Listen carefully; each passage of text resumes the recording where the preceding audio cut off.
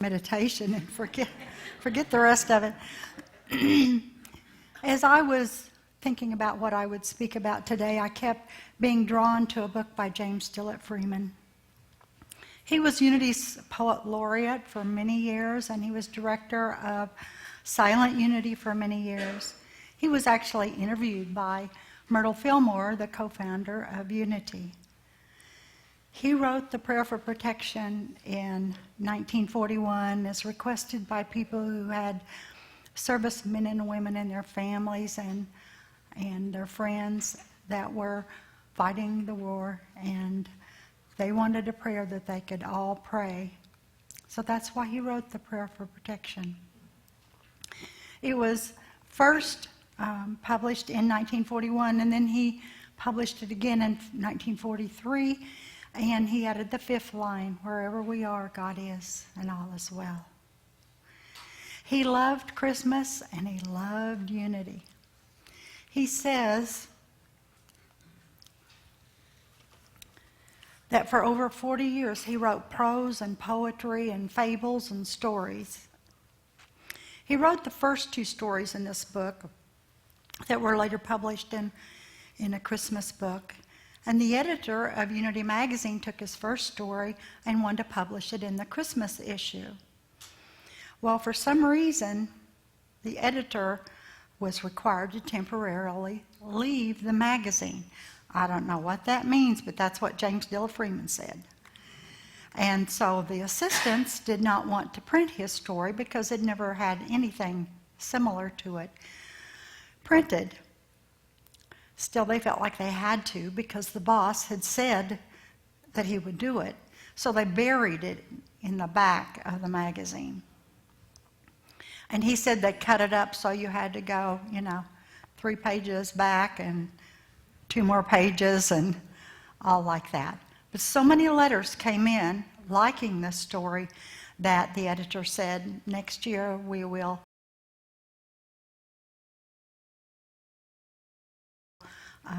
print another one.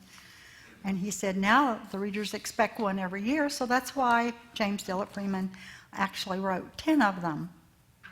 This book, Once Upon a Christmas, is no longer in print, and I would love to have a copy. Sue does have a copy, and I used it, but I didn't write in it. I was drawn to the fable, My Name is Joseph. Mr. Freeman labels all of these as fables, which kind of is compared to the Bible in many ways. They're about as accurate because they were written so many decades later. I've always felt Joseph, the father of Jesus, he was kind of overlooked and made to appear kind of unnecessary in the whole story of the birth of Jesus. And the research to find more out about Joseph was really interesting. The story, My Name is Joseph, is 14 pages long, and I'm only going to highlight it because otherwise we'd have to stay through lunch and part of the afternoon. But it's really a neat story. So quoting Joseph, he said, "Before I say more, let me say again, I was his father. He was my son in every way that has meaning. I held him in my arms, I rocked him to sleep, tended him in childhood illnesses, comforted him when he was hurt, embraced him when he needed embracing, chastised him when he needed that. I shared his thoughts and fears and hopes. I saw to his schooling, taught him a trade, and made a home for him. Yes, in all that counts, we were father and son.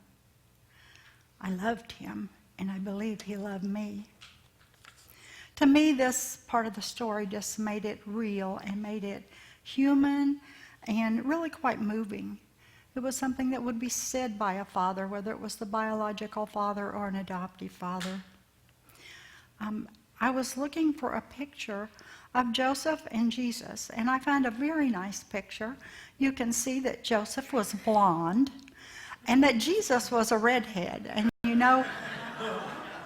know that God favors all redheads, so that's probably why Jesus was a redhead. So Joseph continues. When was the first time I saw Mary? When is the first time you see a lily in a field? Or a rose in a rose garden? She was born in my village. We were cousins. Oh, distant ones, but cousins, as were half the people there. She was a little girl among all the girls I saw every day. When did I not see her? One day Mary saved a dove, and Jesus drove the ruffians away that were trying to take the dove from her. And Joseph said, "Don't I know you? Aren't you Joachim's daughter?" "Yes, I am," she said. "My name is Mary." He said, "My name is Joseph. I know your father and your mother Anna, too. How old are you, Mary?" She said, "I'm 10. Joseph relates, "Oh, I didn't mean I instantly thought I was in love with her or that she was to be my wife. After all, she was 10 and I was 26. But there's no doubt I felt a deep sense of being drawn to her. Only 3 months before, I'd lost my wife in childbirth, and I was lonely. As time passed, I came to realize that Mary was reaching an age when Joachim would be seeking a husband for her. And as I walked Mary home one day, I actually realized that in a short time, that Mary would be promised to someone else. I was in love with Mary. I believe the realization that I was in love with her came as a total surprise. I sought out Joachim and Anna and proposed to them that Mary and I should be betrothed to be married. They agreed, as did Mary. A year is a long time to wait. It was on the Sabbath, when I was having dinner with the family, that Mary began to tell an incredible story. Her story was about an angel coming to her and telling her she was to have a child by the Most High. The thought that Mary might be deceiving me hardly passed through my mind. It never occurred to me it was anything but a young girl's fantasy. 3 months passed, then there was no longer doubt. Mary was with child. The woman I loved was with child, and I had never touched her. I was angry. I was humiliated. I was tortured. I thought, I'll make her a public shame, as she has brought me so much anguish. But that Mary was unfaithful to me was impossible for me to believe for too long. Yes, even more impossible than the story she was telling. I felt it would be impossible for her to lie. She was just one of those people who had no deceit in them. When you're faced with something like this, it's a very confused and confusing moment in your life. There was my personal unbelief, but there was my wish to believe. There was my practical knowledge of the world, but there was my deep trust in Mary's honesty. There was my hurt pride, and there was my love. Mary was my wife. She was my life. If I had to choose between believing I'd been deceived and believing in wonder, I choose wonder. The Romans ordered a census where every man had to go back to the town where he had been born in to register, and I had to go to Bethlehem. Mary didn't have to go because the Romans weren't interested in counting women. It was a 4-day trip to Bethlehem, and I thought she should stay behind, but she insisted on going. You know the story. There was no place at the inn, and we were allowed to stay in a stable out of desperation, as Mary's pains had already begun. Soon our son was born. Mary held him and said, "He's my beautiful son, our son." And this is the end of my shortened version of James Dillard Freeman's story. So Joseph was a righteous man, a kind and sensitive man. Joseph not only had the right to divorce Mary, but under Jewish law, she could have been stoned to death for being with child. Betrothal in that culture was the first act of marriage. There's so many accounts and opinions about Mary's age and Joseph's age at their betrothal. I personally like James Dillard Freeman, where he said Mary was 10 and Joseph was 26. I read that girls were sometimes betrothed as early as age 8. And in a snippet I read from the web, it said some apocryphal accounts state that at the time of her betrothal to Joseph, Mary was 12 to 14 and he was 90. But such accounts are unreliable. And that's what the web said. They were unreliable. So according to ancient Jewish custom, Mary could have been betrothed about 12. In biblical time, marriages were arranged by the parents of the bride and groom, and then the groom's parents paid a bride price to the wife's parents, and that was made a binding contract at that time. And the couple was considered married, even though the actual ceremony would probably not take place for another year, neither would the consummation of the marriage. And sometimes that went for a whole year, during which time the couple had little, if any, contact with each other. Joseph was depicted many times as an elderly man, though it's pretty hard to imagine that a 100-year-old man could walk 100 miles to Nazareth or to Bethlehem from Nazareth to register for the census if he was nearly a nonagenarian or a centenarian, which is 90 or 100 years old. It's also said that Joseph was probably a young man, strong, virile, athletic, handsome, chaste, and disciplined. In another early text, the history of Joseph the carpenter, which was composed in Egypt between the 6th and 7th centuries, Christ himself tells a story about his stepfather, claiming Joseph was 90 years old and lived to be 111 before he died. The simple answer is none of this was recorded, so we just really don't know. God sent an angel in a dream to talk to Joseph, and the angel said, "Joseph, son of David, do not be afraid to take Mary home as your wife, because what is conceived in her is from the Holy Spirit." And at that time in history, dreams in the ancient world were understood as a means of divine communication to you. So Joseph willingly obeyed God in spite of the public humiliation that would take place. And he responded to God and practiced self-control. He was a wonderful biblical example of integrity and godly character. Joseph had God's trust, which was proven, and Joseph acted in faith, knowing God would lead him every step of the way. By taking Mary as his wife and naming the child Jesus, the name given to him in the dream, Joseph was claiming the divinely born child as his very own. In other words, he was adopting Jesus.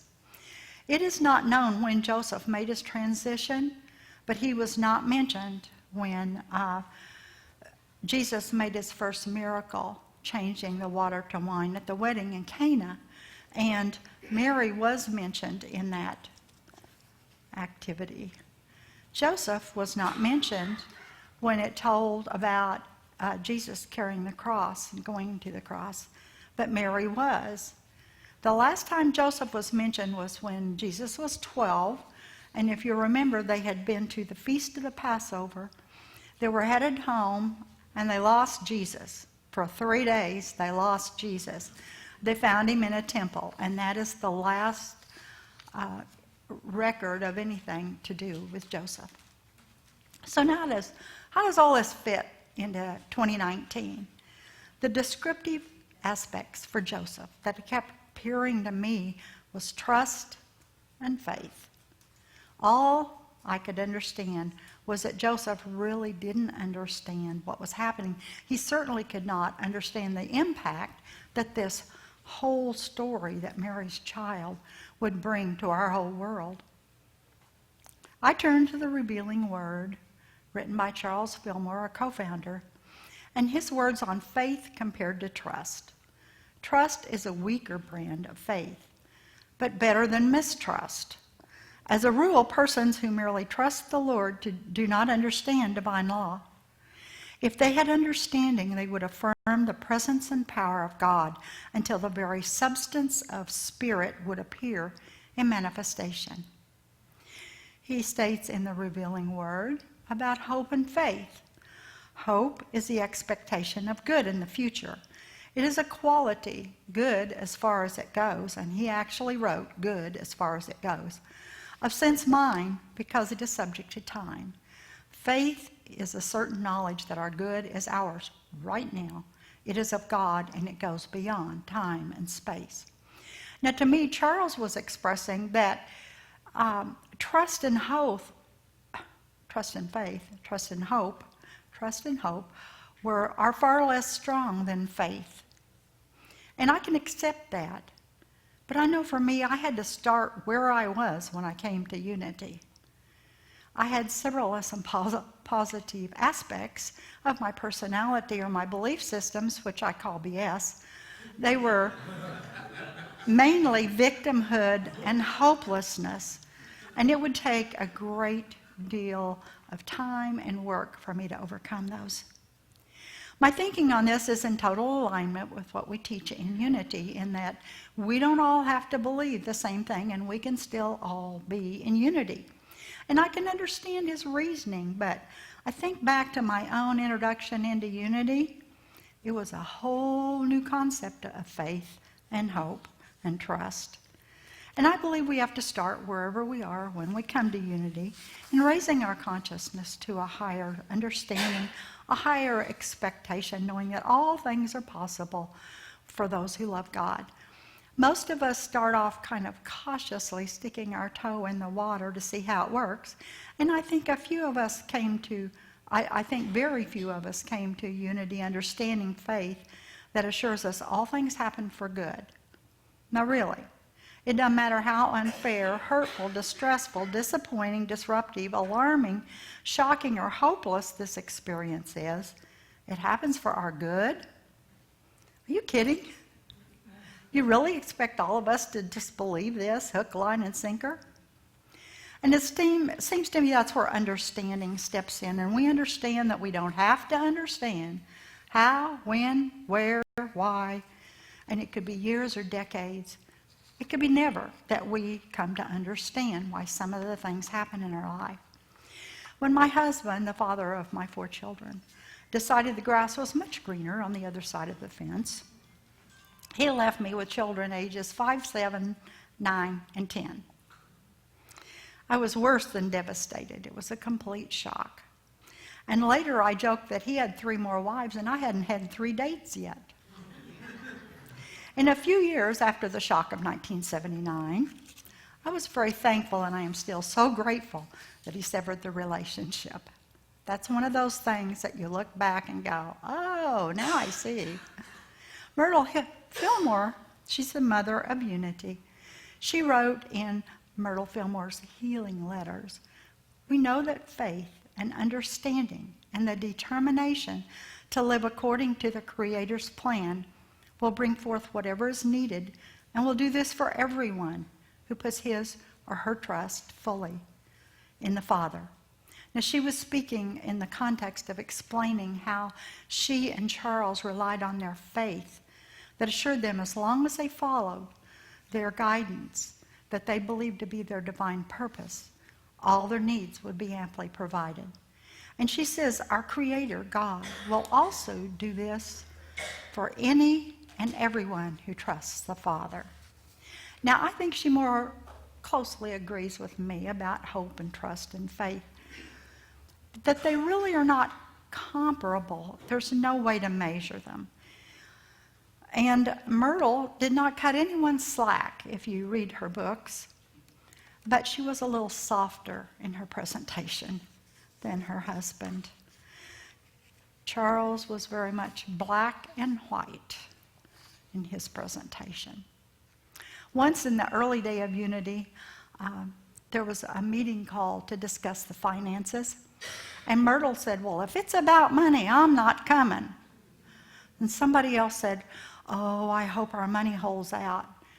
And Myrtle said, "You better believe that we hope our faith holds out." And she didn't go to the meeting. And I think that we can say that faith and trust are they're stepping stones. They're a way to build, to become more aware of the faith that we have. Have you ever questioned yourself if you did or did not have faith? Well, faith is not something you have or have not. Not one of us has more faith than any other one in this room or out there. Faith is a God-given quality, one of the main 12 that we've all been imbued with, that is our spiritual nature or our spiritual DNA. And God is a power that brings good from the invisible to the visible, and you have that power in you. The God in you can bring things forth from the invisible. It is your God-given ability to do this.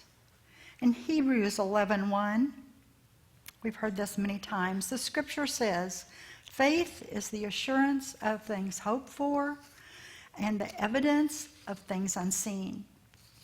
Another translation, a much later translation, says, now faith is confidence in what we hope for and the assurance of what we do not see. Everyone has a gift of faith. It's just whether they use it or not. Is it active? Everyone has the ability to draw the visible out of the invisible. What activates your faith? When you have begun to intentionally focus on hope, understanding that you and everyone in here are worthy of all good, you begin to trust that God is for you, and nothing and nothing can be against you. And you're just really exercising the muscles that will bring your faith forth and support it. I'm sure everyone has a story that exemplifies the calling forth of their faith, or they couldn't have completed what they felt called to do. In August of 1998, I was administrative assistant to the senior minister at Unity Church of Overland Park. We had a pretty full day at a big church like that, and when I came home in the afternoon, I started to open a pile of mail that had come during the week, and I wasn't even really paying attention to what I opened. And I opened this one envelope and pulled the paper out, and it was like a whole surge of electricity went through my whole body. And I knew at that moment I was supposed to move to Branson. Now, I'd never even entertained a smidgen of an idea of moving to Branson. I had no plan to leave Overland Park. I loved it there. By the way, the letter I opened was an invitation to a timeshare presentation. Yes, and I never answered that invitation. I called a good Unity friend of mine and said, you're never going to believe what I have to say.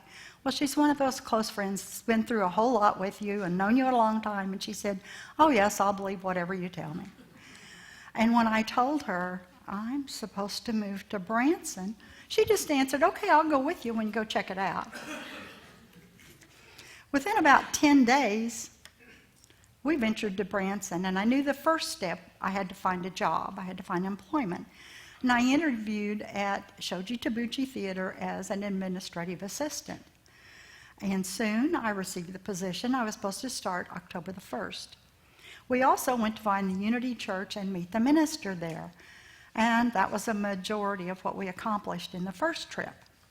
Well, a short time later, I went back by myself because I really needed to find a place to live. But it is sometimes difficult to find a place to live when you have a cat named Benny and a dog named Harry. I don't think the name has anything to do with it. Not everybody's pet friendly. So I was sitting at a stop sign and I was pretty discouraged. You know, I can't come if I don't have a place to live. And I looked up, we all know the rock bluffs down near Branson. I looked up, and on top of this bluff was a sign that said, it advertised brand new condominiums for lease or for purchase, and it was pet friendly. Man, I put her in drive and off I went. And the sales lady took me to see the unit, and it was perfect. It was a walkout level, which when you have a dog, that's pretty helpful instead of being on the third floor. And 2 bedrooms and 2 bathrooms and a laundry room. It was just what I would want. So as we walked back to the sales office, I had to share with her, I don't have the first and last month's rent right now. And she said, oh, that's okay. She said, maybe you should buy it.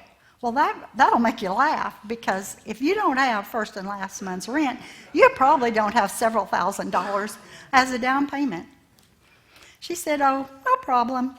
We'll discuss it. So we went back to the office, and they offered me a lease purchase contract. And during 12 months, they would take half of my rent and put it in escrow. And at the end of 12 months, I'd have the down payment. And it was lease purchase. I wasn't going to have any decisions to make at that point. It was going to be mine, and you better go find a loan. Well, things were looking really good. And I moved to Branson the end of September, just 6 weeks from the time that I opened that letter. My job at Shoji Tabuchi's did not quite fulfill my expectations, and that's just about as politically correct as I can explain that to you. I went to find another job, and I was hired at Stonebridge Resort, a timeshare facility. My first 12 months came to an end, and I went out to find a loan, but oops, I hadn't had my job for 12 months. They won't give you a home loan when you haven't had your job for 12 months. So I go back to the developer and I tell him, if you have to evict me, I understand, but I can't get the loan right now. They go, oh, no problem. We'll extend it till you've been at this job 12 months. No, I had 3 more months on it, so that you can have the time. It may take that long to get your loan. Well, I really am amazed at this story, but I lived it. And my point is that faith supported me through it. I was divinely guided to make this move, and God provided for my needs. For the 9 years that I was there, I went to Unity of the Hills, and 7 of those years we had no minister. So I served in a great deal of capacities, from the board to speaking, to arranging for speakers, to cleaning the toilets, to you name it. I have absolutely no doubt that everyone in here has a similar story, big or small, but something where you had to hold on to your faith, or if you didn't, you were just going to implode. And I would have imploded if I hadn't held right on to that faith. Let's go back to Joseph, father of Jesus. Father to Jesus is the way I put it. But Joseph admits to being angry, humiliated, tortured. He considered shaming her publicly, but knew without a doubt she had not been unfaithful to him. And she couldn't possibly lie to him about that absurd story about the angel, and that she was going to bear a child of the Most High. He suffered confusion, unbelief, with a wish to believe. His trust in Mary's honesty, his hurt pride, and yet his love for Mary. And this is where Joseph called upon his wisdom and his understanding. And I was reading all this stuff this week, and I said to Michelle, understanding, I'm not getting it. And she said, well, look how understanding he had to be of Mary's plight. Look how he was understanding that if he divorced her or publicly shamed her, she would have been stoned to death. Although Joseph did not consider himself a religious man, I think he's expressed that he definitely had an understanding and faith in God that kept him on course. He realized that God trusted Joseph to be the father to Jesus. And I saw something on Facebook this week that said, Jesus had 2 fathers and he turned out okay. Having researched and reading so much about Joseph, even though the information about him and his life and his age are so scanty, it's amazing, I respected him and I empathized with him. In spite of the unusual circumstances, he accepted Jesus as his own, and he parented him accordingly. Jesus expressed so much compassion and so much love for all of us that he taught us and he showed us the way, and how to accept one another, how to forgive one another, how to love each other unconditionally. Well, it goes to figure that Joseph and Mary must have expressed this to him so that he could show us and so that he could demonstrate and teach us. And what can we take away from this? Well, as you're celebrating the birth of our brother and way shower, Jesus the Christ, we celebrate our personal rebirth every Christmas. Let's spend some time reflecting on our own personal growth for the past year. And that, again, the old belief system. What have we let go of and what have we replaced it with? Do we still have room for improvement? Most of us probably do. And have we nurtured our expression of hope, our trust of the higher power? Have we relied on our faith? Do we think we might give more attention to our awareness of faith and invoke our faith as a steady, everyday occurrence? And my wish for you is a very Merry Christmas. I hope everyone has a very enjoyable holiday. And I hope you give yourself time for reflection during the holidays, personal reflection. And there'll be no guilt, no shame, and no regrets. Do not beat yourself up if you think you fell a little short of your intention. God wouldn't treat you that way, and you shouldn't treat yourself